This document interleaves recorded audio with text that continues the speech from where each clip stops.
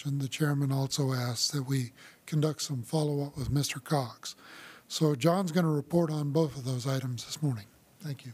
Good morning, Chairman Gill, members of the board. I'd first like to start off with talking about our horizontal drilling status. I went back and reviewed exactly what you asked from the briefing of that time frame. And in that, you wanted to really focus on lessons learned, and you wanted us to reach out to the operators and to their council to see what lessons have been learned through these pilot projects. As I dug into this more, the term pilot project was a little lost on me because I'm not sure we really defined what the 7 pilot projects are. I almost, in my thinking, think any spacing order we've done outside our normal horizontal well drilling rule is a project in itself, in that it's a special horizontal drilling status. So I looked at all of them, and I looked through this. I was amazed at the complexity of this situation. I looked at the things like, these are the issues that all vary in some of the orders. You know, first of all, there's the number of horizontal wells in a 1280. There's a difference in the number of vertical wells in a 1280. There's a difference in the horizontal producing zones with a 1280, how many you can put in there. So you may be looking at 8 times 4, 8 times 5, 6 times 5, so there's a great variance there. Then we're also addressing the overlapping spacing versus vertical spacing, the internal setbacks between vertical wells and horizontal wells, and then also the vertical separation between producing zones, the length in there. That's all been different in the different orders. As is the number of producing horizons people are asking for. Some are asking only for 3, some are asking up to 8. And then there's the thought, can someone control the drilling unit? So these are all things that are, where there are issues within these, and they're all a great variance in there. There's another thing that has affected our division, and especially in our permitting process, is a race to get an APD in. It's kind of, historically, it's been whoever got the APD in there first was the first in line. And we're finding that's being abused, in that some people are putting in as many as 200 APDs and might be drilling 5 to 6 wells a year. So obviously, those APDs will not be drilled. And yet it's putting a great burden on our division to go out and do those APDs and get those done. So these are all things that need to be addressed with the operators. So as I started with Newfield, and they were going to be here today to present, because after talking with the previous board counsel, Mike Johnson, he thought that it needed to be a public forum, this reporting, rather than a one-on-one board representation. So I was continuing along those lines to have the operators report at this briefing. However, Newfield couldn't get it quite together and get the people here today, so they would like to do that next month. I'd follow up that with Axia and Crescent Point, do a similar lessons learned, what they've learned from this process, in cooperation with their council, to see what has been learned in this process and where we could go in the future to make this more consistent. So that's where we're at with those individuals, and so that's the direction I'd like to proceed along that lines. Is that sufficient for your needs? I think so. I'll let the other board members respond to it. I think what you can do, though, is start a list of issues. We may not know what the lessons learned are on each of those issues, but what are the issues? Why, is it a stacked versus offset?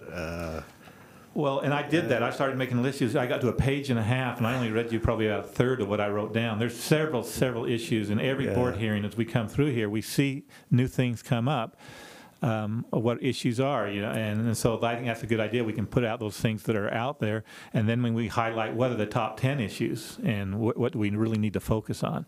But I think having the operators come in and saying what's important to them will be critical. Yeah, I think that is. And Gordon, I think you want to say something. Let me get to it in 1 second. Okay. I think one of the things that needs to be on the list is if the board puts on a reporting requirement, how do you and the board, between the two of us, calendar it, make sure there's a follow-up on it, that if it's not timely filed in accordance with what the order says, how do we manage that if there is, or do the companies, should the companies come back in and say, well, we know we have the requirement, we don't have the information to comply, we'd like to extend that 6 months or even a year, whatever, but we need to have some system where we can figure out how to manage that. Or is that something that the division wants the board to manage on our own through our own secretary, or how best should we do that? I don't know that there's an answer I'm looking for today, other than to put that on the list of issues is how we... Well, and we've thought about this, because I think a lot of things have been kind of, passed by because it will say in the order, but I think perhaps if it says that in the order and it's a board order, then perhaps that should be acknowledged like any other request. We've had disposal facilities that have to come in periodically and have that on some sort of tickler list that Julianne could put out when that time comes on and notify them. I don't know, but that's something we could work through. But some have required to be reporting back and some have not, and that would take some research to find out what those exactly are. And I'd be curious, Chairman Gilder, when you talk about the 7 pilot projects, what do you define those as? Okay, I'll define them this way. We had 7 proposals. 4 were the Newfield. Like Newfield did the 1 well, and then they did a 3 well, and then they did, but I had 4 Newfield, 2 Crescent Points, and 1 Whiting were the original 7 that we started with, and those have grown. But wouldn't you agree that we've sort of stepped past those, and almost everything we do is sort of they're all pilot projects up to this and point. So I think rather than address those one by one, I think it would be good to have these individual operators address them as, well, this is what we need moving forward. Correct. We want to be looking down the road. What is it that we, so far, I mean, from my understanding is what we've put in the orders has been working. Yeah. What we don't know is perhaps what we should have added to the orders, or at least give them the rules of the game. The number, I mean, we've talked about this as a board, but we want to make sure they know the rules of the game before they play. We're going to have to develop horizontal drilling rules at some point, and from my position, I feel very inadequate that I understand the full situation.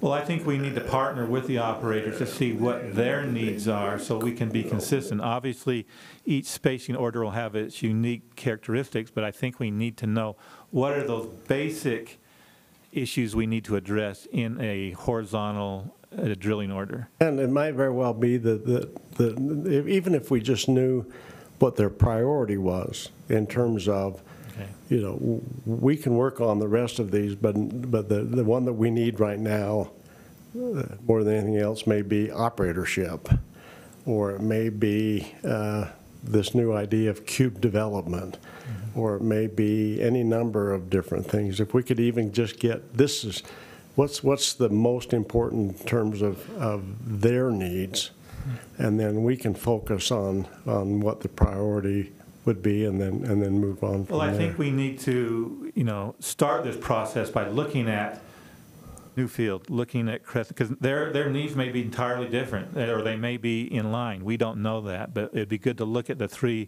big players in this and see what the common issues are and what are the different issues, and then maybe we'll have to address it from there. But at least this will be a starting point. Yeah, and the interesting thing to me is we put together, I helped draft the first order of what it was they were to report back on, and that hasn't changed. It seems that no one said, well, why are you asking that?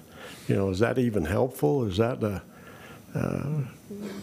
Well, if you look at the evolution of this, say over the last 8-10 years, when people came in here to look at a horizontal drilling or spacing unit, they were looking at the Uintah Butte, they were looking at maybe a 640. A 1280 was out of the thinking. So it has evolved just from one unit to one section to, getting bigger and bigger all along. So who knows where this will go in another 10 years. Do we need to make these rules adaptable to something like that? There's people drilling 3-mile laterals now. not here, but back east. And so do we limit it to 2 miles, or do we say unlimited? I mean, these are all questions that need to be asked. Well, it was interesting. I had a conversation with a CEO of one of the companies that has sold out in Utah and gone elsewhere. But I said, you know, what are you guys learning? What do you know? And he says, I'll tell you something. We were in the Bakken. We've been drilling these lease line wells, getting incremental production above what we thought we would get. And then we decided to try something. We did at the heel of one of these stand-up 1280s, we drilled a lease line at the very bottom, thinking that that would have been fully recovered. Mm-hmm. And we got production we can't account for. We didn't know it was there. And so he says, quite honestly, we don't know this game yet. And so that's part of their problem, and it's also part of our problem, is we don't know the game yet, and we're still trying to figure it out. Well, but if there are some things that are maturing to the point and they're now ripe to say, okay, we've got a handle on this, we can advise you that this is maybe what your rule needs to include. That's what we're looking for. And the priority. What is it they need to happen?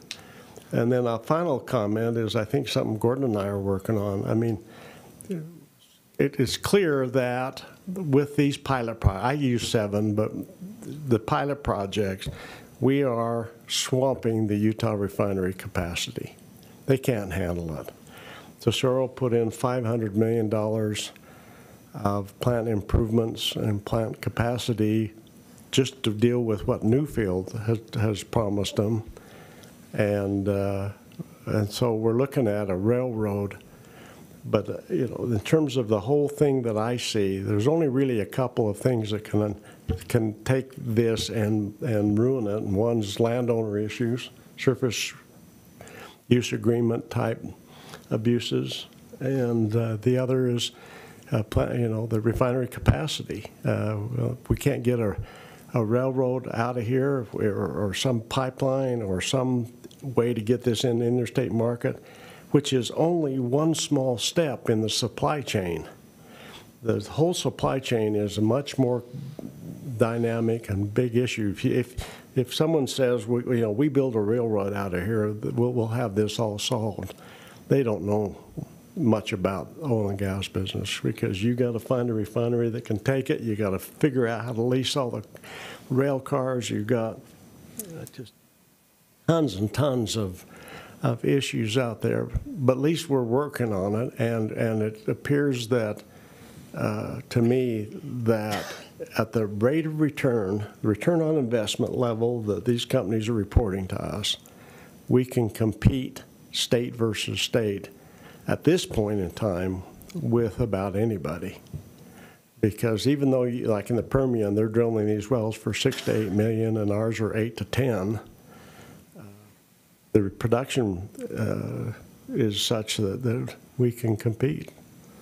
And that's, otherwise we're just wasting time. Why go through all the running in place if the industry just can't make it here in Utah? Well, they can, and they're getting numbers better than other places. So I think it's worth it, worth the effort. Gordon, go ahead. So you really are. You're not on, Gordon. You covered my question for the most part. Just as we reach out to the companies, just asking them what can we do better? What are your major concerns that that you would like us to be more consistent on?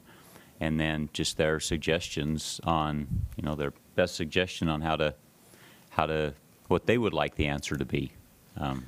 And they're anxious to meet with you and talk. I mean, I think they want to be here in this similar format where they can interact with you and you can bring up questions to them. And so it's going to be not just a presentation, it'll be very interactive. And so I think that'll be a positive thing. Because I think for the division, the more urgent one is, the priority of APDs as they come in, if that's still happening.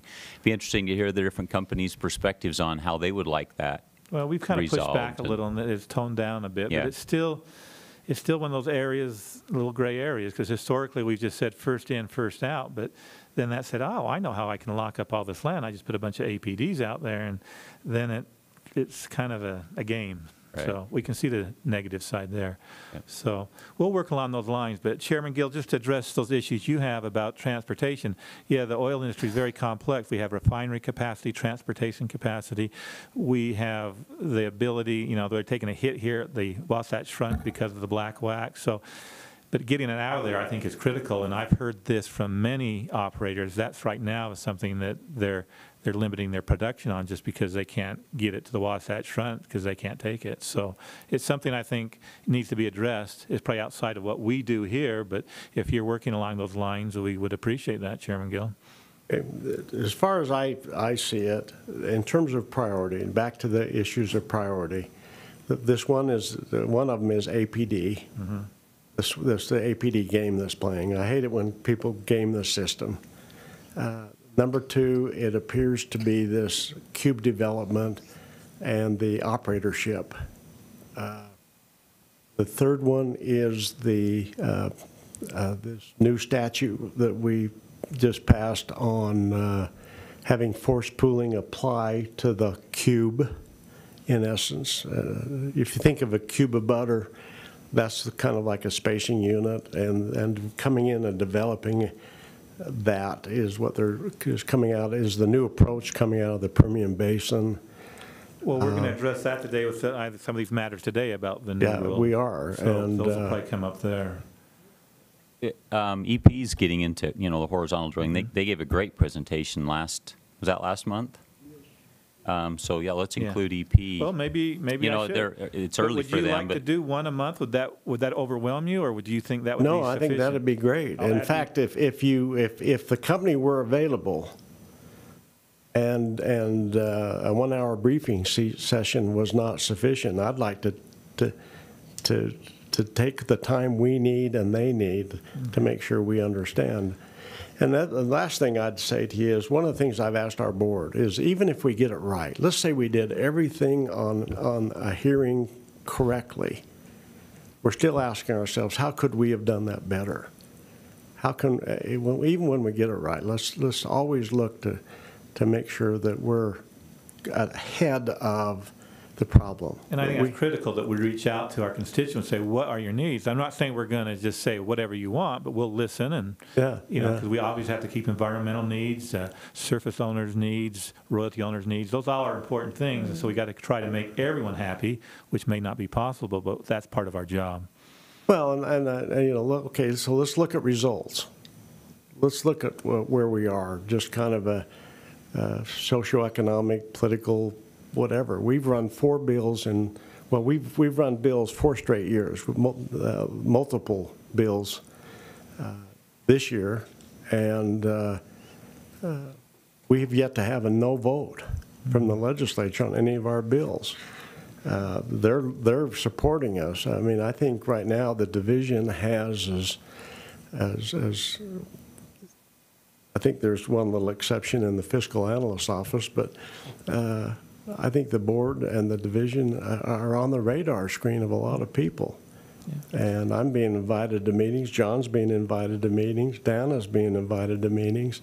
The meeting, we just had one on coal, where they're starting to understand there is a place for the division and this board in terms of the growth of our state, and they want to hear from us. And I think this interaction at this briefing would go a long ways to meeting those needs.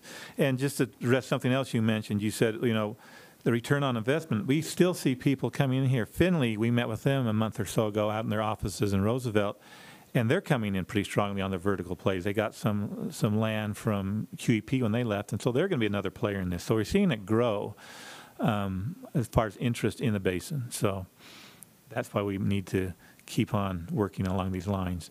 But I will say, to this point, I think what you've done so far with these spacing orders has been successful, and it's allowed people to do what they need to do. We just need to refine it, and that's what this process is about. That's the process. I would give us at least an A- to A in terms of where we've been the last 3 to 4 years. I'm not hearing the negatives. I'm hearing, okay, full speed ahead now, till we still have the refinery capacity limitation, but They want to move forward, they're anxious, they're interested, they're And we're excited. going to control the things that we can control, and that's what we'll work with. Okay. What else can we do to help this? Before we leave this, one of the questions is what can we do as a board to help you? And Mr. Baza, Director Baza, this applies to you. What can we do as a board to help you be successful in the role that you play?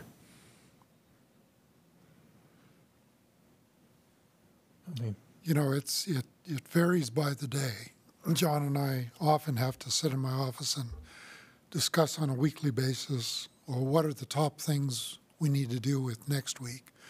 I think this process of looking down the road even further than just next week, just next month, just to the end of the year, or the next legislative session is important. When we talk about visioning for the future, it really needs to be more of a 3 to 5 year timeline horizon as far as where we need to go. So that's where we lack some expertise and some ability to plan right now, is looking at that long-term horizon, because we're just trying to put out the next fire right now. And there are a lot of fires in Utah. Yeah. You know, John, I mean, you and I have been around a while. This isn't our first rodeo. Yeah. And you've seen boards have different philosophies. Our board, you know, I've asked them to wear the hat of both the hearing judge and the policy looking forward down the road 3 to 5 years. You've seen boards that just wanted to wear nothing but the hearing judge hat, and this has put a lot of pressure on you to look forward and us, you know, are we doing this right? We may want to examine even that part of it. Are we pushing too hard? Are we giving you the guidance that you need from us? So far, you haven't needed a whole lot. Well, I think we're probably operating to the limit of our capacity right now with personnel. We've had to trim back a little bit because of the funding situation, but I think it's stable enough right now that we'll now look forward and add a few more bodies. And I think these people we add will probably help us. Oh, good, good. Any other comments, anyone? Chairman Gill, you asked what would make us successful. Can I address that? Not only this month, but next month and the month after as well. I think the way you've approached these unique horizontal drilling matters have been very thoughtful, and you put some effort into it, rather than to say, well, the rule says this, and that's what it is, therefore you have to abide by the rule. The rule right now says 1 well per 640. That wouldn't fly, and if we held hard to that, we wouldn't be successful. We wouldn't have people doing what we're doing now. So I think by you looking outside the box, so to speak, and doing your analysis and allowing these projects to go forward have made us successful and made the state of Utah successful in the oil and gas exploration. So that's one thing that we appreciate, your ability to be flexible within reason, and I think you've taken that under consideration. Along with what John said, we're in the process of advertising for a permitting manager. Right now, Dane Doucette has moved in that position as a career mobility, and then we'll also be looking at some more hirings within our division, oil and gas section, because we're getting swamped, so to speak, and I think we're overworking our people, and they're not very happy with me, are they? Look at them. But we're hanging in there, and we're going to get some more people because things are picking up. So, well, good. Director Baza said something on our field trip that has stuck with me, and I've used it several times. I'm afraid I'm going to say it wrong, John. And would you mind repeating that for the whole board? I think if it's what I'm thinking of, I Yeah, mentioned you to are. you that bureaucracy is created when we focus more on process than on the outcomes. And we're trying to avoid creating more bureaucracy. And I think that's the secret of where we are. We want to have the outcome be the controlling factor. And I appreciate your recognizing that and keeping that in front of us. With that, any second thoughts, board members, or the two of you on what we've just talked about? not from me, but John is prepared to talk about the second item that we. Let's go to the second item then. Okay. As you may remember, Morley Cox, excuse me, was in here a few months ago at this board briefing, and he talked about some surface issues and family members and things he was not happy about. And so I went back and listed his issues, and I tracked him down and gave him a call. Some of his major issues were potential truck traffic. He ran the numbers saying, okay, if we have 40 wells producing this much oil, as on these board matters, they project how much oil they produce, he's very concerned with truck traffic. I alluded to him, that's something that we don't really control, but he's concerned about it. Another thing he was concerned about is right-of-way agreements and getting those straightened out. Those, again, are contracts between outside of our realm in the right-of-way agreement. On the pad, we have control, but a right-of-way agreement would be something he'd have to address on a private contract. The final thing he addressed was survey stakes showing up overnight in someone's property, and I've addressed it with many of the operators that reaching out to these individuals before they show up and start putting out survey stakes would be a positive. And I don't know, Gordon, do you hear about this out there with some of your neighbors? I was a little surprised, too, because I've not heard concern about it either, because we've talked to this, but maybe it's a one case, didn't work out. And so we'll reach out to our operators along those lines. But when I first called him, or at the end of the conversation, I said, well, Mr. Cox, what do you want us to do? And he says, at this point, I don't need you to do anything. And he says, we're doing quite nicely, but he said he would like the opportunity to come and address his board again. And I certainly think that's his right to do in a public briefing. But I encouraged him to, if he does do this, to come in with some diagrams, some. So does he have an oil well or a No, potential he's oil kind of well? the representative of, he's a surface owner, so Right, he's kind of the representative of a family unit. I And don't remember. Where is he? I don't know, to be honest with you. I couldn't say. I know he's. Maybe I missed that meeting. I don't have a bad memory. Anyway, I'd like to know who he is. And You've never met Mr. Cox? He knows you. He my mentioned bad your memory, names I many guess. times. Anyway, I think we're getting along there, and it's just, he just wants to be heard, and so we wanted to respond to you, Chairman Gill, because you wanted us to reach out to him. I think he's doing all right now, but he probably will come again. But I urged him to come in with diagrams, photos, and locations, so his thought process is clear, so we can understand what he actually is concerned about. But at this point in time, I think he's happy. Thank you. Maybe to address Gordon's concern about having not met Mr. Cox, one of the valuable things about all this technology we're using is we have the ability to go back to archived board meetings and briefings and see exactly what was said. We've actually highlighted the requests that John did this morning. We've actually highlighted the timestamp for those briefings where those requests came up. So if you'd like, Gordon, I can sit down with you on my computer and we can go exactly back to the statements that were made to see if that rings any bells with you. probably will. I missed a meeting or two about 4 months ago. Is that when it was? This one was in March. We did the briefing in March. And, you know, I just thought of this. He lives in Logan. And so that's probably, you may not know him, but his family is out there, sons and that situation. So, and, you know, it's quite a large family out there. So that's maybe why you don't know him. And they have married names and this and that. So he's kind of representing this large group of people. As I recall, it's mostly through his wife. Yeah. Vaguely, starting to ring a little bit. Yeah. Take a look at the briefing and you'll probably recall. Okay. Anything else? We don't have any other items to discuss other than we note that August is going to be a very busy month. We've got several items filed. Unless those things fall off the agenda, it could be a full day.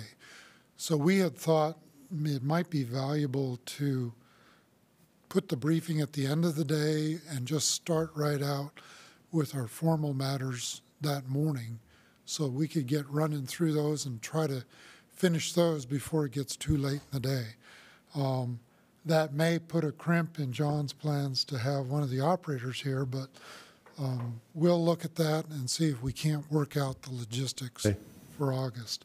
Yes. Then in September, we do have a board meeting here in Salt Lake, but the day before, Dana is working to set up a field trip with Rio Tinto to look at some of the work they've done, especially since they received an environmental excellence for some of that work this year. So we will spend the day before the September board meeting with Rio Tinto and touring their facilities and operations. That is all I had, Mr. Chairman, and I'll turn the time back to you. Thank you very much. And on the category of other, couple of things. Anna Dean and I were invited to a meeting at the State Energy Office dealing with a coal railroad idea to Baja California, Mexico. And it was very interesting, more so to me on who was invited. You had mine operators, you had two people, one from Savage and one from another company that were the supply chain people. And their comments were really interesting in terms of the complexity and there's a lot that has to be done, but the thing that was striking to me was how much the government of Utah is beginning to recognize the part that a primary industry plays in the state. And for those of you that don't know what I mean by a primary industry, that's a business that starts the money. And it's typically minerals, agriculture, manufacturing. And then everything else is a service to that. But if you don't have those, you don't really have an economy. If you do have those, you have a vibrant economy. And you've seen Africa countries that have come and gone. The Venezuela, what's going on there with their huge amount of natural resources that they have put out of bounds to the citizens, and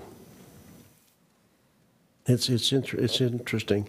The other thing, board members, is that I've been asked to give a couple of presentations late August at the Uintah Basin Energy Summit. We're going to again have the companies Axia, Newfield, and Crescent Point be on a panel that I'll be the moderator on to talk about why they've come to the Uintah Basin. And it's, as I introduced them last time when we did this at the Duchesne meeting, I introduced them as the $1 billion panel. And so that's stuck apparently. I said, in terms of gross revenue, this will be the first panel in Utah that has a gross revenue of about $1 billion a year, and it was really a success. So we'll be doing that. Anything else, board members? Oh, I did want to mention one other thing. In terms of my efforts and working with Mike Begley, we have and welcome everybody. I hope everybody knows Mike by now, but we're trying to prioritize our work product of the things that we're working on, and one of the things that we're going to put a high priority on is the pooling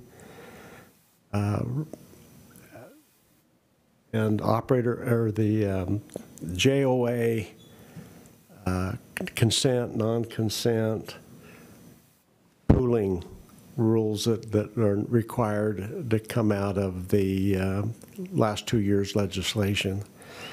And then finally, just to comment on my part, that there was a bill passed last year that gave this board, or clarified that this board already had the authority, but clarified that our jurisdiction is exclusive as to those items addressed in our statute. It's not exclusive on everything, but it is exclusive if it's addressed in our statute. and that did pass.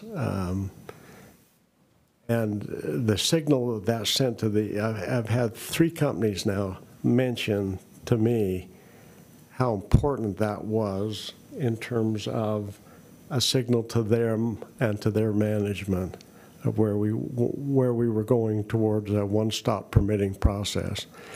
And it was also something where we worked it out with local government. It came out of what they call the Ballard issue, and that's Ballard City had basically occupied the field in their city on oil and gas siting, regulation, fracking, even to the point that they gave themselves a 2% overriding royalty on the production. So that wasn't going to work, and there was litigation on that. Okay, then what we'd like to do now then is to open this meeting for public comment. If there's anyone here that would like to address the board on issues within our jurisdiction, and Mr. McDonald, we appreciate your coming up because we'd like to hear your thoughts on a few things and be ready for some questions. Please introduce yourself for the, you're not on yet.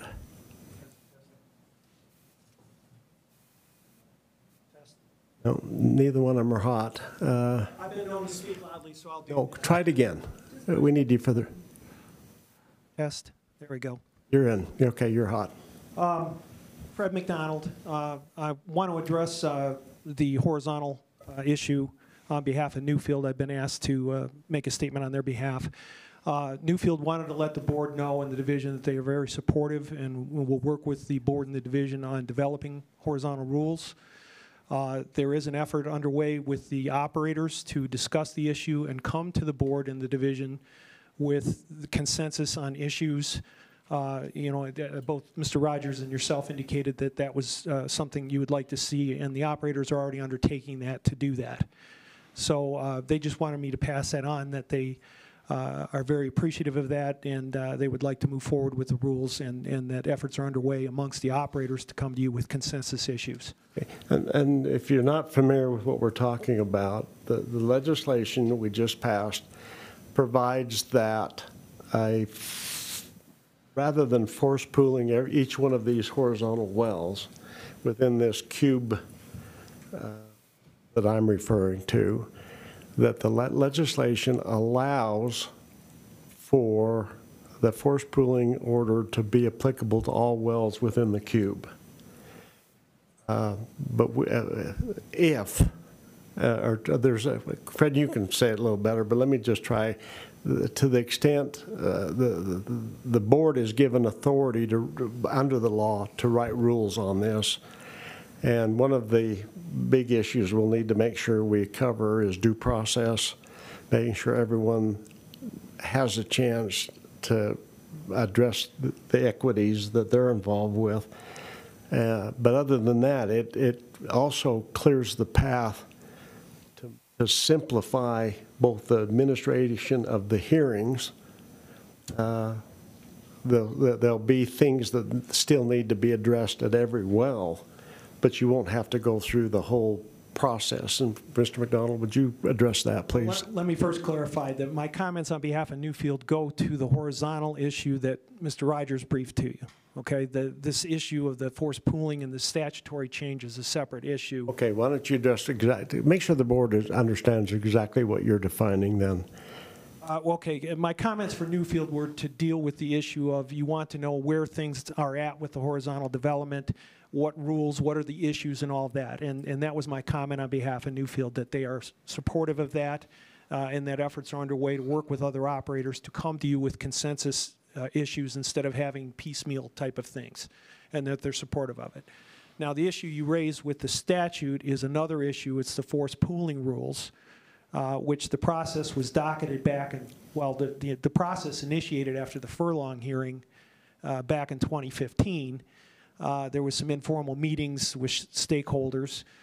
Then the board docketed it as a formal matter in 2017, solicited comments from people to initiate the process, and I think a perfect storm of events including departures of key people, including James Owens, Mike Johnson, and other issues, and Lee Peacock from the UPA, have prevented that process from going forward. So that issue has been pending to come up with the rules that you mentioned as far as, you know, what are the rules for setting for a party to be consent or non-consent? What are the criteria that will be used by the board in determining what non-consent penalty will be applicable? How do you determine the terms of a joint operating agreement to be imposed pursuant to the statutory authority that the board has? That's the things that these rules were intended to do. And some comments, including ones from UPA, were submitted, actually proposed rules back in January. So we would like to see that process move forward. As far as the statute that you mentioned that was passed last year, there was an element in there for the board to make rules with that too. That hasn't been specifically addressed yet. The process with the forced pooling itself was initiated way back, but the new statute, as far as having the order applied to additional wells down the line as a part of an administrative streamlining, there's still rules that need to be determined with that as well. And so that process needs to be initiated. And as Mr. Rogers alluded to, there's a couple forced pooling matters on the formal docket today. There are some forced pooling matters next month, and I'm sure you're going to have several more as we go forward here. So getting these rules in place so everybody knows and we have a uniform standard for everybody to go forward with it are very important. Thank you very much. Any questions or comments from board members? One of the best problems to have is growth and results. And I think those are the kind of problems we're having. We haven't solved them, but at least we're moving forward, and that's a positive thing. Thank you very much. Thank you. Okay, anyone else like to speak to the board? Seeing none, then we're going to take a break till 10 a.m.